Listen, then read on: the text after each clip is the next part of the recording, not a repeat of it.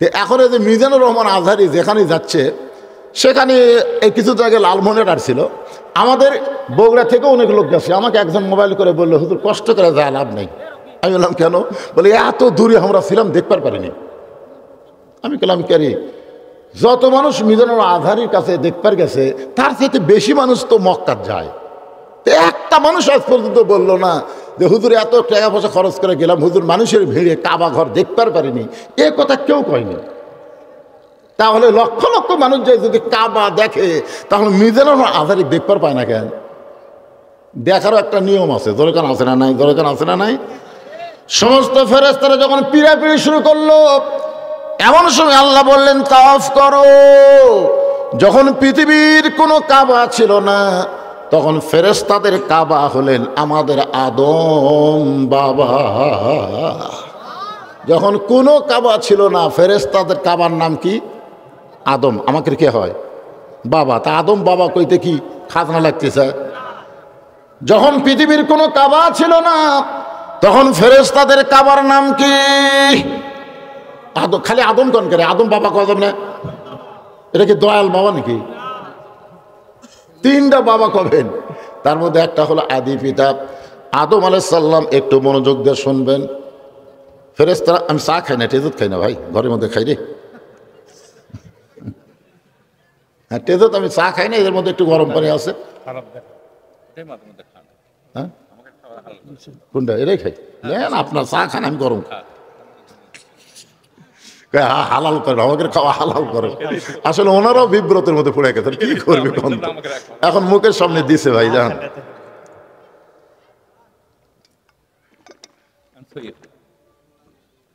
একটু জিকির করেন লা ইলাহা। বাবা তোমরা একটু বসো, ময়নারা বসো বাবা। বসলে দেখবা মাহফিল সুন্দর হবে, দেখতে সুন্দর লাগবে, তোমাকেও মজা লাগবে ইনশাআল্লাহ। আগার লাগবে না, যা বসে বসুক বসুক। যখন একে ভরে যাবি তখন আগার কব না, ভরেনি তো এখনো, জায়গা আছে, বসো। লা ইলাহা ইল্লাল্লাহ, লা ইলাহা ইল্লাল্লাহ, লা ইলাহা ইল্লাল্লাহু মুহাম্মাদুর রাসূলুল্লাহ সাল্লাল্লাহু আলাইহি ওয়াসাল্লাম।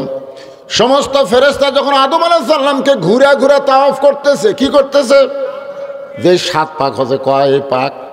7 পাক। তখন আল্লাহ বললেন উসজুদু লি আদামা, শুধু আদমকে তাওয়াফ করলে হবে না, আদমকে সিজদা করো। সুবহানাল্লাহ। খান মানুষের দাম কম না বেশি? দেখছেন আদর করে মানুষ আল্লাহ বানায়া কেমনে দিবেন ক্ষতির মধ্যে ফেলিয়া। তারপর আল্লাহ বলতেছেন ইনসান আলাফি খুসর, নিশ্চয় মানুষ ক্ষতির ভিতরে। সমস্ত ফেরেশতা আদম আলাইহিস সালামকে সিজদা দিল, কিন্তু ফেরেশতাদের মধ্যে একজন ছিল, কিন্তু সে ফেরেশতা না। আপনারা জানেন তো সে কে?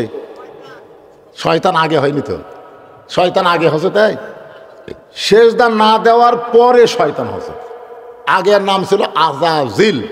দেখেন নামগুলো দেখেন, আযাজিল, জিবরাইল, ইসরাফিল, মিকাইল। দেখছেন আযাজিল, সবগুলো মনে হয় একটা মিল আছে, আছে না নাই? শেষে একটা মিল আছে, কিন্তু ও সিজদা দিল না। আল্লাহ ডাকতে বলে রে ইবলিস। আযাজিল চমকে উঠছে, কে রে? আল্লাহ আযাজিল বাদ দেখো কি করে ডাকলো, এই শয়তান হয়ে গেল ইবলিস।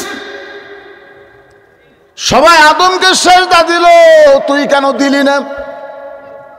ইবলিস বলতেছে আল্লাহ 6 লক্ষ বছর আপনাকে সিজদা করেছি, আর আপনাকে সিজদা করতে করতে আমার ঈমান এত পোক্ত হয়ে গেছে, আল্লাহ ছাড়া অন্য কাউকে সিজদা আমি দিব না।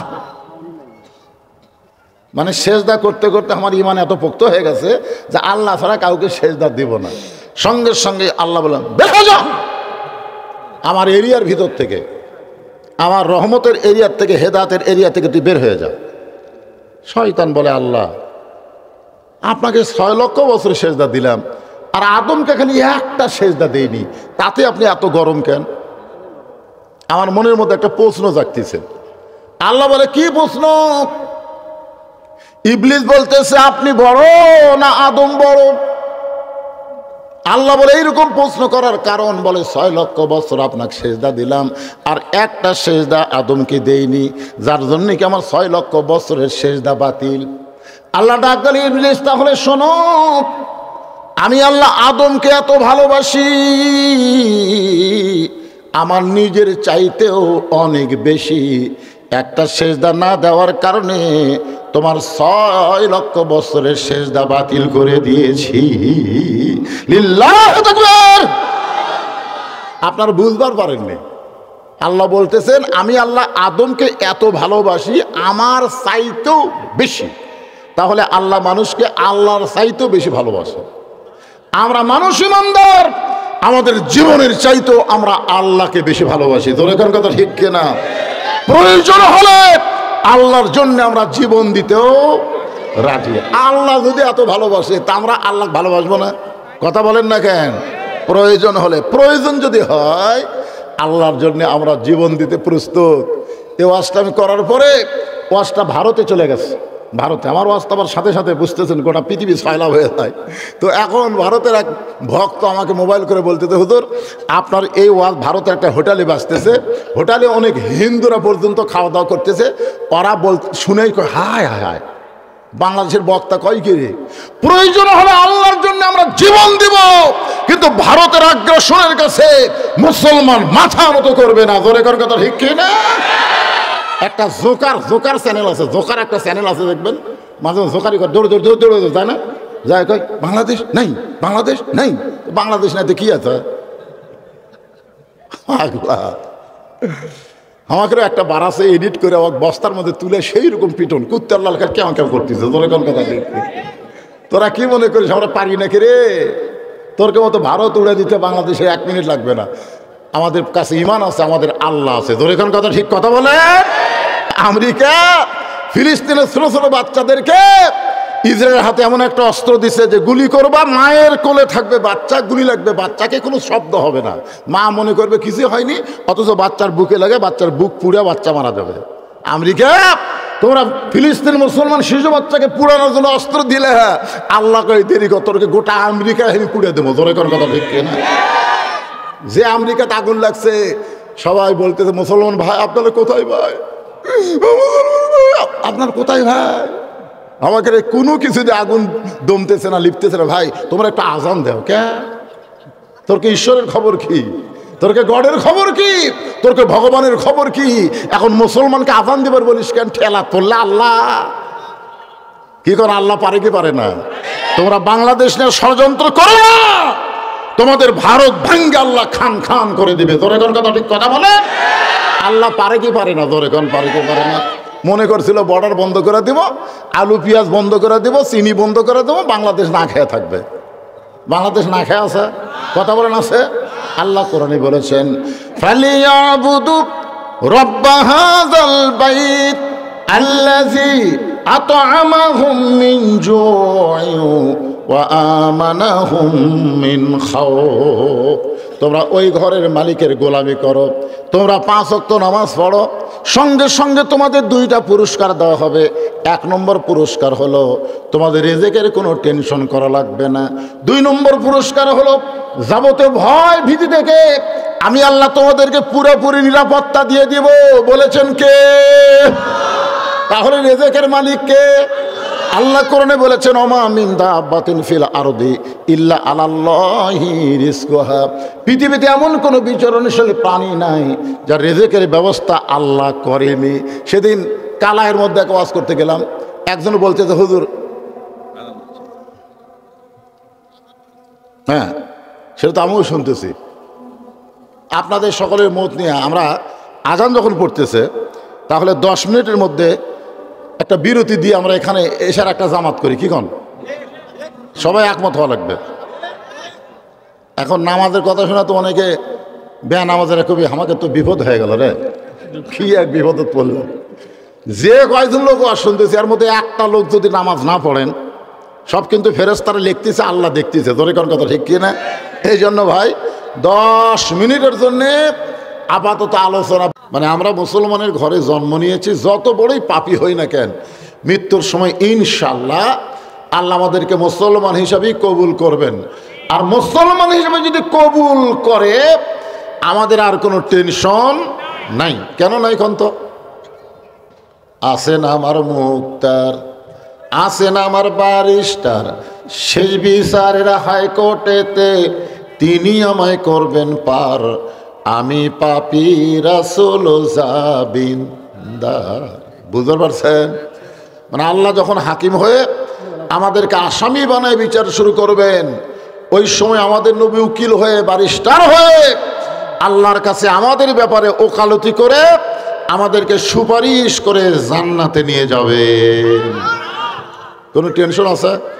আল্লাহ রাসূল বলেন যত বড় পাপী হও না কেন, ঈমান নিয়ে যদি কবরে আসতে পারো তোমার আর কোনো টেনশন নাই। আমি নবী, ওয়ালাইকুম আসসালাম, আমি নবী তোমাকে হাত ধরে জান্নাতে পৌঁছায় দিব। সবাই সুবহানাল্লাহ বলেন না, মনে করতেছেন নিজের আমলই আমি পার হব। আরে নবীরা পর্যন্ত নফসি নফসি করবি, নবীরা আর আমাকে খাওয়া আছে, কথা কন না কেন? নবীরা পর্যন্ত আল্লাহ যখন জাব্বার আর কাহার নাম ধারণ করে বিচার শুরু করবেন, ওই সময় নবীরা পর্যন্ত বলবে আমার কি হবে, আমার কি হবে। শুধু আমাদের নবী, শুধুমাত্র আমাদের নবী ভাগ্যগুণ, এটা কপাল গুণে আমরা এমন একটা নবী পাইছি যেই নবী কোনো সময় আমাদেরকে ছাড়া নিজের চিন্তা করে না। এই যে এটা রজব মাস, এ মাসের নাম কি? রজব মাস। এই মাসে আমাদের নবীকে আল্লাহ আরশে নিয়ে গেছিলেন, আপনাকে বিশ্বাস হয়? তার নাম কি? মেরাজ। জোরে বলেন, তার নাম কি? মেরাজ। এই মেরাজের রজনীতে আল্লাহ তাআলা আমাদের নবীকে জান্নাত দেখার তৌফিক দিয়েছিলেন। সুবহানাল্লাহ বলেন। বাইরে থেকে কি মনে হচ্ছে? জান্নাত দেখার তৌফিক দিয়েছিলেন। আপনারা অনেকে আবার ফতুয়া খুঁজবেন, বাইরে থেকে হয়তো দেখেছে, বাইরে থেকে না। আমরা অনেক সময় মানুষের বাড়ি বাহির থেকে দেখে কি বলে, একটা বাড়ি রে, কে কি দেখা বলে, সেই রকম। আরে পাগলা, কোনো জিনিস ভালো না মন্দ এটা জানবার গেলে ভিতরে ঢোকা লাগবে। জোরে কোন কথা ঠিক কি না? ভিতরে না ঢুকে বাইরে থেকে। আমাদের নবীকে আল্লাহ তাআলা জান্নাত দেখার তৌফিক দিলেন। নবী যখন জান্নাতের মধ্যে প্রবেশ করলেন, এমন সময় জিবরাইল কোরআন থেকে একটা আয়াত তেলাওয়াত করলেন। ফেরেশতা জিবরাইল আল্লাহর কোরআন থেকে তেলাওয়াত করলেন, সালামুন আলাইকুম তিবতুম ফাদখুলুহা খালিদিন। এই আয়াতের বাংলা অর্থ হলো যে জান্নাতের মধ্যে কেউ যদি প্রবেশ করে, কেউ যদি একবার প্রবেশ করে, ফাদখুলুহা, কেউ যদি জান্নাতে প্রবেশ করে তাহলে আল্লাহ বলেছেন খালিদিন, তাকে চিরস্থায়ীভাবে জান্নাতে থাকতে দেওয়া হয়, তাকে আর জান্নাত থেকে বের করা হবে। কথা বলেন, বের করা হবে? তো জিবরাইল বললেন, ইয়া রাসূলুল্লাহ, আপনি যদি জান্নাত থেকে বের না হন আল্লাহ আপনাকে জান্নাত থেকে বের করে দিবে না। আপনারা বলেন তো এই কথা কি নবীর পক্ষে না বিপক্ষে? আপনারা বুঝতে পারলেন না? আপনি যদি জান্নাত থেকে বের না হন আল্লাহ আপনাকে জান্নাত থেকে বের করে দিবে না। সঙ্গে সঙ্গে নবী রাগ করে বললেন, জিবরাইল, যেই কথা একবার বলেছো এই কথার দ্বিতীয়বার বলো না। যেই কথা একবার কইছো এই কথার দ্বিতীয়বার কই না। জিবরাইল কয়, কে রে, আমি তো নবীর পক্ষেই কথা বললাম, নবী এত গরম হলো কেন? ফেরেশতা জিবরাইল বলে, হুজুর আমি তো আপনার পক্ষে কথা বলতেছি, আপনি এত গরম। রাসূল বলেন, জিবরাইল, আমি নবী আমার জন্যে না, আমি নবী হলাম আমার উম্মতের জন্যে। তুমি কি মনে করছো আমি জান্নাতে থাকার জন্য ঢুকছি? আল্লাহ যদি আমাকে বলতো জান্নাতে থাকেন, আমি ঢুকতামই না। আমি শুধুমাত্র জান্নাত দেখার জন্য ঢুকছি। আমি সেই দিন জান্নাতে থাকার জন্য ঢুকবো যেদিন আমার সমস্ত উম্মতিনীকে আল্লাহ জান্নাত দিয়ে দিবে। এই কথা শোনার পরেও যারা সুবহানাল্লাহ বলতে মুখে কুলুপ দিছেন, একবার সুবহানাল্লাহ বললে কি হয়? বসে আছেন ফুলবাড়ির মাহফিলে, আল্লাহ খুশি হয়ে আপনাদের নামে গাছ লাগাবে জান্নাতের বাগানে। কবে জান্নাত পাবেন গ্যারান্টি আছে? কিন্তু এখন থেকে গাছ লাগানো শুরু হয়ে গেছে। যতবার সুবহানাল্লাহ বলবেন ততবারই একটা করে গাছ লাগবে। আপনাদের বিশ্বাস কীরকম যে আপনাদের সুবহানাল্লাহর গাছ জান্নাতের মধ্যে আল্লাহ লাগাই দিয়ে আপনাকে জাহান্নাম দেবে? কথা বলেন, জাহান্নাম দেবে? দুনিয়াতে এই জান্নাতের বাগানে যারা প্রবেশ করেছে আল্লাহ অবশ্যই তাদেরকে জান্নাতেও প্রবেশ করাবেন ইনশাআল্লাহ। এ বিশ্বাসে মিলাই বস্তু তর্কে বহুদূর। অনেকে বলবে হুজুর জান্নাত এতই সহজ, এ কথা কিন্তু আমাদের মধ্যেই কিছু লোক বলে জান্নাত এতই সহজ। আমি একটা হিন্দুরে মরছিলাম, মরলে কোথায় যাবা? কার স্বর্গে যাব। দেখছেন, একটা হিন্দু সরাসরি বলে মরলে স্বর্গে যাব। আর একজন মুসলমানকে বললাম ভাই মরলে কোথায় যাবেন? কবরে যাব। দেখছেন, মুসলমানের বিশ্বাস দেখছেন মরলে কবরত যাবে, আর হিন্দুর বিশ্বাস মরলে স্বর্গে যাবে। আপনি স্বর্গ মানে জান্নাত, স্বর্গ মানে কি? জান্নাত আল্লাহ কার জন্য বানাছে? কথা কন না কেন? কার জন্যে? আল্লাহ কোরআনে বলেন ফাদখুলি ফি ইবাদি ওয়াদখুলি জান্নাতি। কেবলমাত্র আমার ইবাদতকারী বান্দা বান্দিরা জান্নাতের মধ্যে প্রবেশ করবে। ধরে কোন সুবহানাল্লাহ। এখন বাপের সম্পত্তি পাওয়ার ব্যাপারে গ্রামের মধ্যে ছেলে বলে বেড়ায় আমার বাবার সম্পত্তি পাই কি না পাই, পাই কি না পাই, পাই কি না পাই। গ্রামের লোকজন বলতেছে তোর জন্মে মনে হয় সমস্যা আছে, কারণ বাবার সম্পত্তি সন্তান পাবি না তো কে পাবে? সন্তান যেমন বাবার সম্পত্তি ওয়ারিশ মোতাবেক পায়, লা ইলাহা ইল্লাল্লাহ কলেমা যারা স্বীকার করেছে তারা জান্নাতের ওয়ারিশ হয়ে যায়। ধরে কেন সুবহানাল্লাহ। এ ভাইজানের আপনার পিছনে দাঁড়িয়ে থাকেন কেন? কি নিয়ত? না দাঁড়িয়ে থাকার নিয়ত কি? আসা মাত্র বসে পড়বেন।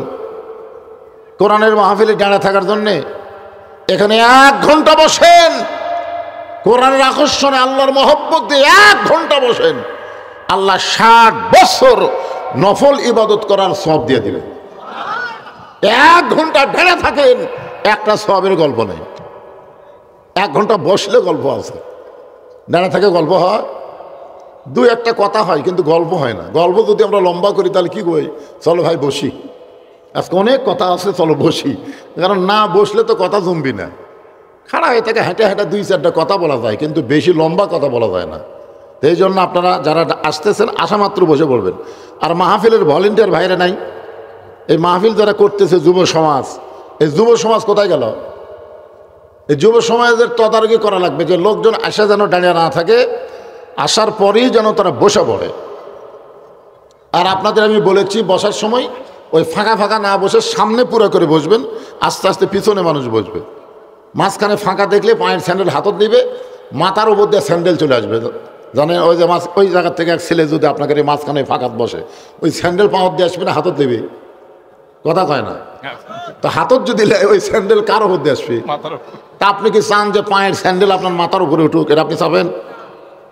কুটি পাও আর কুটি মাথা, এটা বোঝা লাগবে না? এই জন্যে মাঝে মাঝে ফাঁকা না রেখে, ফাঁকা থাকলে পিছনে থাক, অসুবিধা নেই। কি বলতেছিলাম, যে যদি ঈমান নিয়ে মুসলমান হয়ে আমরা মরতে পারি আমাদের কোনো টেনশন কেন নাই? কারণ আমাদের উকিল আছে। আমাদের কি আছে? উকিলের নাম হলো মুহাম্মাদুর রাসূলুল্লাহ। সকলে বলি সাল্লাল্লাহু আলাইহি ওয়াসাল্লাম। এমন একজন নবী, যে নবী জান্নাতের মধ্যে গিয়েও আমাকে কথা ভোলে না। আমরা কিন্তু দরুদ শরীফের মধ্যে পড়েছি, কি পড়েছেন? আল্লাহুম্মা সাল্লি আলা সাইয়্যিদিনা মুহাম্মদ। আমাদের নবী শুধু আমাদের নবী না, আমাদের নবী হলো আমাদের নেতা। বাংলাদেশে অনেক মুসলমান নবীকে নবী হিসাবে বিশ্বাস করে, কিন্তু নেতা হিসাবে মানবার চায় না। নেতা হিসাবে মানবার চায় না। আমাদের নবী কি শুধু নবী ছিলেন? তার জীবনে পড়ে দেখেন, তিনি হলেন পৃথিবীর শ্রেষ্ঠ বাবা। তার মতন ভালো বাবা কিয়ামত পর্যন্ত কেউ হবে না। তিনি হলেন পৃথিবীর শ্রেষ্ঠ স্বামী। তার মতন ভালো স্বামী পৃথিবীতে কেউ হতে পারবে না। তিনি হলেন পৃথিবীর শ্রেষ্ঠ সেনাপতি। বদরের যুদ্ধে এমন সেনাপতিত্ব করলেন, তার মতন সেনাপতি কেউ হতে পারবে না। আবার তিনি হলেন পৃথিবীর শ্রেষ্ঠ নানা। তার মতন নানা কেউ কোনোদিন হতে পারবে না। আবার মদিনা যখন রাষ্ট্র গঠন হলো, আল্লাহ নবী হলেন মদিনা রাষ্ট্রপতি। তার মতন রাষ্ট্রপতি কিয়ামত পর্যন্ত কেউ কোনোদিন হতে পারবে? কথা বলেন, পারবে না। এই জন্য আমাদের নবী খালি নবী না। আল্লাহ কোরআন এই জন্যই বলেছেন, লাকাদ কানা লাকুম ফি রাসূলিল্লাহি উসওয়াতুন হাসানা, যদি তুমি সফলতা অর্জন করতে চাও তাহলে রাসূলকে তোমাদের আদর্শের নেতা হিসাবে গ্রহণ করে নাও। এ কথা আমার না আল্লাহর? জোরে বলেন। তাহলে এখন যখন বলবো আমার নেতা তোমার নেতা, সকলেই বলবেন বিশ্ব নবী মুস্তাফা। বলতে পারবেন না ভাইজান? আমার নেতা তোমার নেতা হলো না, এটা মেম্বার মার্কা স্লোগান হলো, এটা কমিশনার মার্কা স্লোগান হলো। আমার নবী কি এমপি মার্কা নেতা, প্রধানমন্ত্রী মার্কা, প্রেসিডেন্ট মার্কা? সবচাইতে বড় নেতা, আর সেই নেতা স্লোগান দিলেন ম্যান ম্যানা। মানুষ মনে করবে হুজুরের সামনে 4-5 জন লোক বসে আছে, আমার সামনে কি 4-5 জন বসে আছেন? তাহলে সেরকম গলা খাকড়া দেন, আমার নেতা তোমার নেতা। মাশাআল্লাহ, এবার বোঝা গেল পারেন কিন্তু দেন না, আলসামি করেন। এমন একজন বিশ্ব নবীর উম্মত হওয়াতে আল্লাহ আমাদের প্রতি কঠিন দয়া করেছেন। এই দয়া আল্লাহ করার কারণে আমরা আর একবার বলি আলহামদুলিল্লাহ। এখন আসেন যে কোরআন থেকে আপনারা তাফসীর শুনবেন, ওরে বাবা সেই ওজনের রে।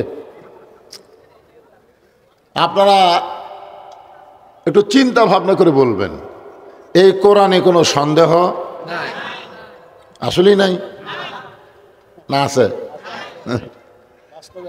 আছে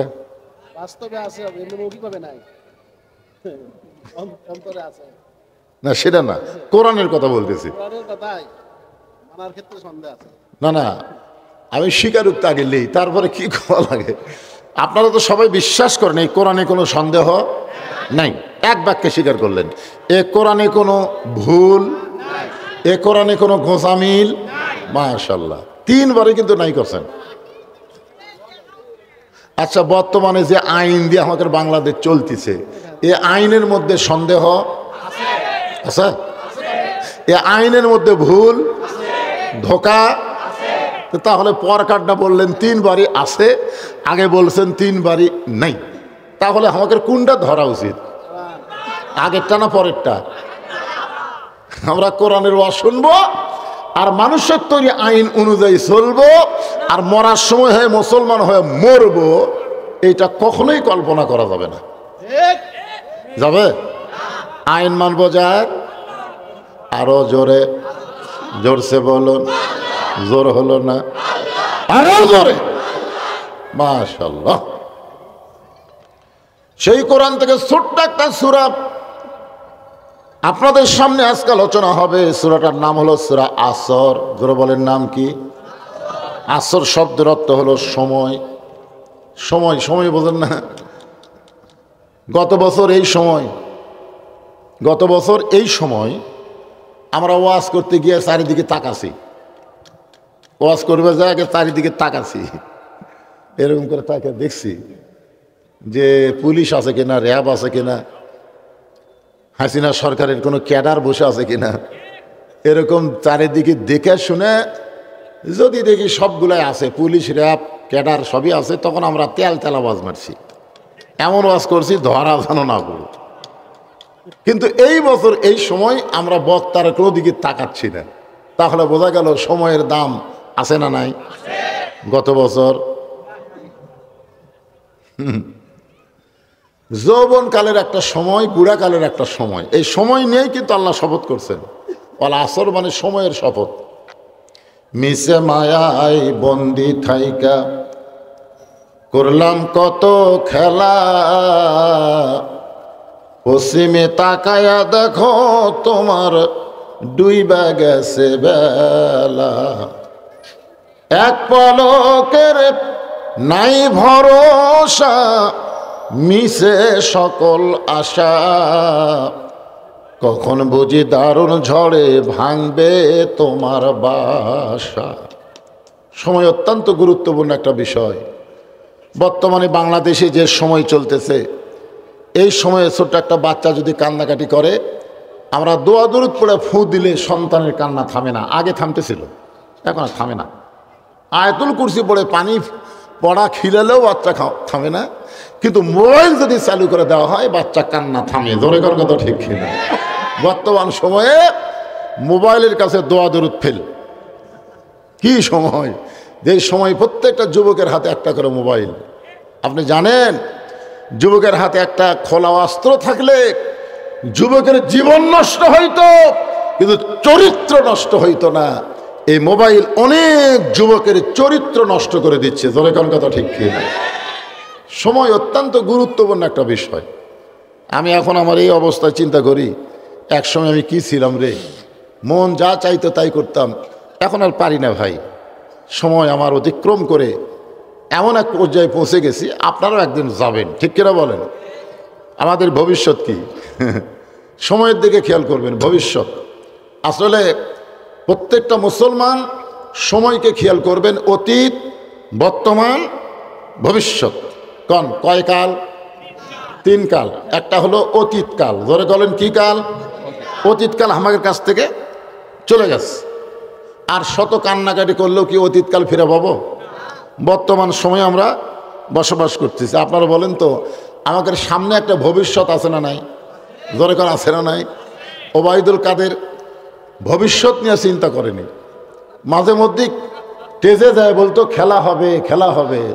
ভবিষ্যতে যে খেলা হবে না, তুই যে পালায় যাবি, এই চিন্তাই একবারও করেনি। ধরে কোন কথা ঠিক কিনা? সাবেক প্রধানমন্ত্রী হাসিনা ভবিষ্যৎ নিয়ে চিন্তা করেনি, বর্তমানে কি হনুরে 41 সালে আমার নামাইকে। ধরে কোন কথা ঠিক কিনা? এই যে সময়ের খেয়াল করেনি, যে সময় পরিবর্তন হতে পারে। আজকে যে অবস্থায় আমি আছি, আগামীকাল সে অবস্থায় নাও থাকতে পারি। এরকম সময়কে গুরুত্ব দেওয়ার দরকার আছে না নাই? যখন আছে না নাই? সময়ের শপথ করে আল্লাহ বলতেছেন, ইন্নাল ইনসানা লাফি খুসর। ইন্না মানে নিশ্চয়, ইনসান মানে মানুষ, লাফি মানে ভিতরে, খুসরুন মানে ক্ষতি। একত্রে অর্থ হবে নিশ্চয়ই মানুষগুলো ক্ষতির ভিতরে। কে বলছেন? আল্লাহ যত সৃষ্টি দুনিয়াতে করেছেন, আপনারা বলেন তো সবচাইতে আল্লাহর পছন্দনীয় মহব্বতের সৃষ্টির নাম কি? আরো জোরে কর না কেন? অন্য সূরায় এই মানুষ সম্পর্কে আল্লাহ বলতে গিয়ে 4টা শপথ করছেন। আপনারা বলেন তো, কেউ যদি কোনো কথা বলার আগে শপথ করে, এই শপথ করা মানে কি বুঝায়? হ্যাঁ, শপথ করা বুঝতেছে না, কথার গুরুত্ব আছে এবং কথা সত্যি, ঠিক কিনা বলেন? আমরা মাঝে মধ্যে মিথ্যা কথা বলি দেখে আমরা শপথ করি, কিন্তু আল্লাহকে মিথ্যা কয়? কারণ আল্লাহকে মিথ্যা বলে? তাহলে আল্লাহ শপথ করলেন 4টা। ধরে বলেন কয়টা? 1 নম্বর শপথ হলো আত-তিন ওয়াজ-জাইতুন ওয়া তুরি সিনিন ওয়া হাযাল বালাদিল আমিন। এখানে কয়টা বিষয়ের উপর আল্লাহ শপথ করলেন?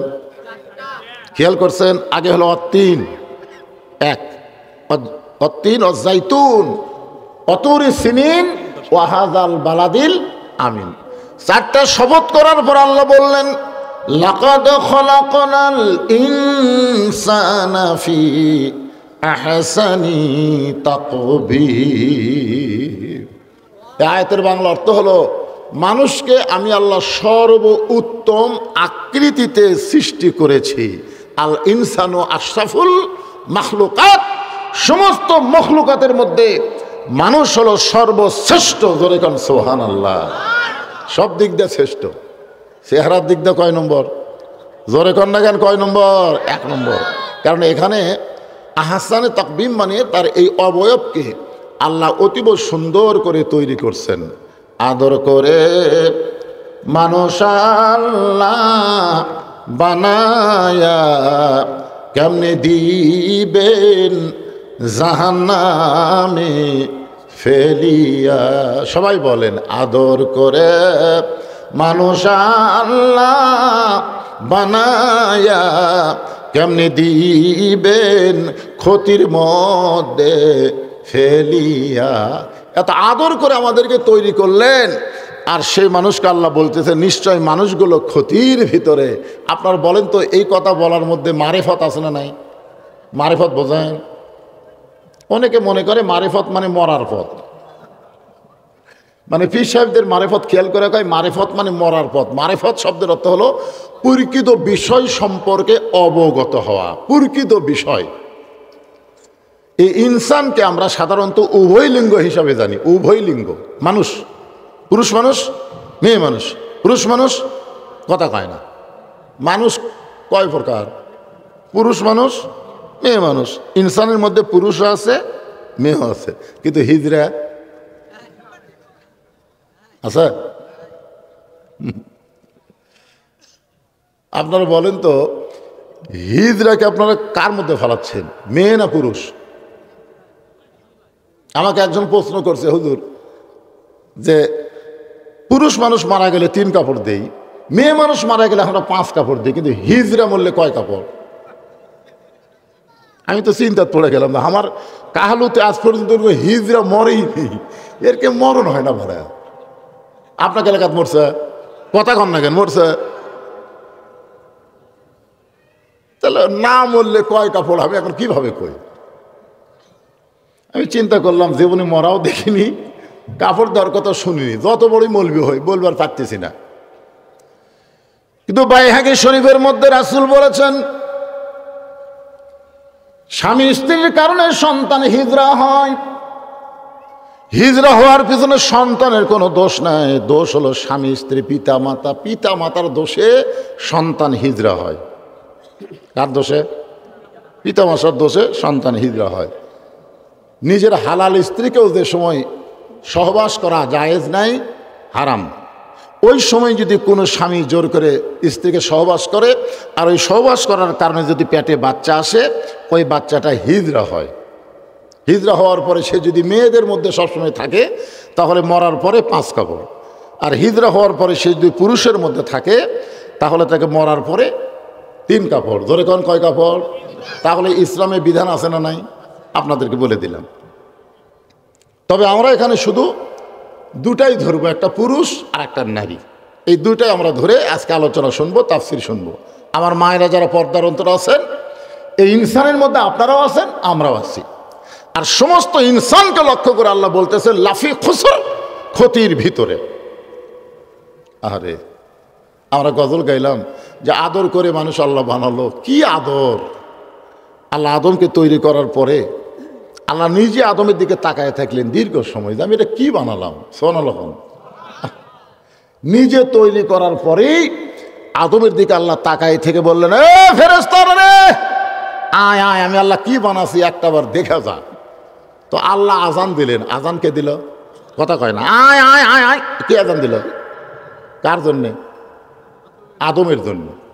আর আমরা মুয়াজ্জিন আজান দেই কার জন্যে? খুব মনোযোগ দিয়ে শোনা লাগবে। আমরা মসজিদে যে মুয়াজ্জিন আজান দেই, এটা কার জন্যে? আল্লাহর জন্যে। আর আল্লাহ আজান দিল কার জন্যে? আদমের জন্যে। তাহলে চিন্তা করে দেখেন, আমরা শোধ দিয়ে দিলাম, আল্লাহ তুমি আমাদের আদি পিতাকে দেখার জন্য আজান দিছে, আমরাও আজান দিয়ে দুনিয়াতে শোধ দিয়ে দিলাম। সুবহানাল্লাহ। সমস্ত ফেরেশতা এসে আদমকে দেখার জন্য ভিড় শুরু করে দিল। আল্লাহর ফেরেশতাদের সংখ্যা কম না বেশি? এখানে যত মানুষ আমরা বসে আছি, প্রত্যেকের সঙ্গে কমপক্ষে 2টা করে ফেরেশতা আছে। আমরা যত মানুষ বসে আছি, আমাদের সাথে 2টা করে ফেরেশতা আছে না নাই? সে 2 ফেরেশতার নাম কি? কিরামান কাতিবিন। কিরামান কাতিবিন ইয়ালামুনা মা তাফআলুন। তোমার 2 কান্দে 2 মুহুরি লিখিতেছেন ডায়েরি। 2 কান্দে 2 মুহুরি লিখিতেছেন ডায়েরি। দলিল দেখে রায় দিবে, টাকা পয়সার নাই কারবার। আছে না নাই? আচ্ছা, আপনি যদি দরজা বন্ধ করে কোনো অন্যায় করেন, দরজা বন্ধ করে অন্যায় করতেছেন, তখন মনে হয় 2 কান্দের ফেরেশতা থাকে না? থাকে? থাকে। তো তাহলে যারা দরজা জানলা বন্ধ করে 1,00,000 করে সিল মারছে, সকালে এসে গল্প করছে যে কেউ দেখেনি, কেউ দেখেনি। আপনারা বলেন তো, 2 ফেরেশতা তখন ঘুমাচ্ছিল? কথা বলেন, ঘুমাচ্ছিল? 2 ফেরেশতা বলতেছে, আল্লাহ এতগুলা সিল একলাই মারলো, আর বলতেছে কেউ দেখেনি। আল্লাহ বলতেছে বেঈমান। যখন আপনারা বলবেন কেউ দেখেনি, তখন আপনি বেঈমান হয়ে যাবেন। কারণ কেউ না দেখলেও কে দেখতেছে? আরো জোরে বলেন। আসরের নামাজ পড়ে জমি দেখবে গেছে, জমির ধান কেমন হয়েছে দেখবার যায়, দেখে ওপর জমির পানি চলমল করতেছে, নিচের জমির পানি নেই। কে করে ওপরে পানি চলমল করে, নিচে আমার জমির পানি নেই, কি করি? তখন চারিদিকে তাকাছে, এরকম চারিদিকে তাকে দেখে কেউ নেই। আস্তে করে বসে বিসমিল্লাহ কয়ে আল কাটছে। আপনার গন্ধ যে পরের পানি বিসমিল্লাহ কয়ে আল কাটলে হালাল হবে? বিসমিল্লাহ কছে তো হবে? বিসমিল্লাহ কয়ে আল কাটে ওই পানি কাটাতে ওই পানি দিয়ে হাত ধোছে, ধুয়ে আবার উপরে উঠে চারিদিকে তাকায় কয় আলহামদুলিল্লাহ, কেউ দেখেনি। আচ্ছা আলহামদুলিল্লাহ করলে সব হবে? কথা কোন সব হবে? বিসমিল্লাহ কয়ে আল কাটছে, আলহামদুলিল্লাহ কয় কেউ দেখেনি। ফেরেশতা কয় আল্লাহ আমরা কি লেখবো? এই যে বলতে তো কেউ দেখেনি।